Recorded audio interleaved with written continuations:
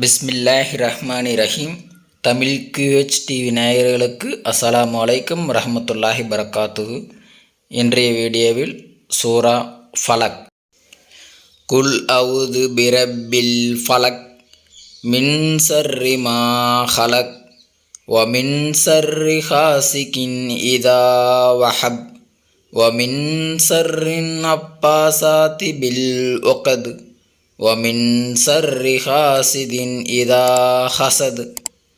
பொருள்: நபியே, நீர் கூறுவீராக, வைகறையின் இரட்சகனிடம் நான் பாதுகாவல் தேடுகிறேன்.